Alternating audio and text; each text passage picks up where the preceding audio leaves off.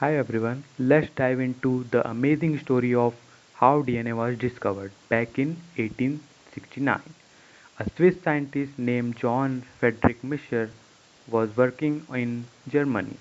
He extracted something special from human white blood cells, a mix of DNA and protein. It was a rough start but a big step. Friedrich Mischer was moved to Switzerland where he made a pure sample of nucleic acid from salmon sperm. His test saw that DNA is acidic, packed with phosphorus and made up of huge molecules. But it wasn't until the 1930s when scientists used new technique that they realized just how massive DNA chains really are. For 75 years after its discovery, nobody knew DNA's true role. In 1903, Scotton noticed that genes behave like a chromosome during cell division. This led to the chromosome theory, suggesting genes are in chromosomes. Scientists found that chromosomes are made up of equal parts of DNA and protein, using special dyes to study them. Back then, people thought billions of unique genes must exist, so the genetic material had to be super diverse. They believed DNA was too simple, with all molecules looking the same. Proteins, on the other hand, were known to be complex, made up of 20 different amino acids in unique combinations.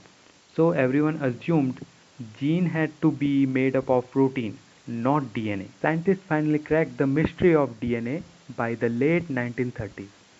People realized DNA, like proteins, could be incredibly varied, but most still thought proteins were the key to genes. That changed with two game changing experiments. First, in 1944, Ostwald and McCarthy did something amazing. They took a bacterial extract called the transforming principle and mixed it with a harmless strain of Streptococcus pneumonia. This turned the bacteria into dangerous form that caused pneumonia in mice. At first, only few scientists understood that this process transformed gene from the extract to bacteria. But once they did, it was clear bacterial genes are made up of DNA. Then Alfred Hershey and Martha Chase ran another awesome experiment. They used radio labeling to track what happened when bacteriophage, a type of virus, infects bacteria. They found that only the DNA from the bacteriophage enters in the bacterial cell.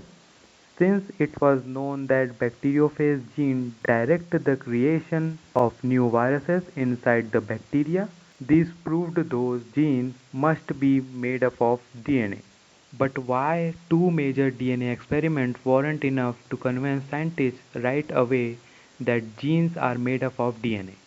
Both experiments had flaws that let skeptics argue proteins might still be the genetic material. In the Ostwald experiment, scientists used an enzyme called deoxyribonucleic to break down the transforming principle. This suggested DNA was the key, but some worried the enzyme might have had tiny bits of protein destroying contaminants which could be mess up the result. The Hershey-Chase experiment wasn't a done deal either. They show that when bacteriophage T2 viruses infect bacteria, it's mostly DNA that enters the cell. But they admit our experiments saw a separation of the phage into genetic to non-genetic parts is possible. But we need more answer to confirm the genetic part is DNA. Looking back, these experiments were huge because they pushed scientists to study DNA more closely. This inspired Watson and Crick to explore DNA structure. Their discovery of the double helix finally solved the mystery of how genes replicate. convincing the world that DNA is the genetic material. Thank you for watching.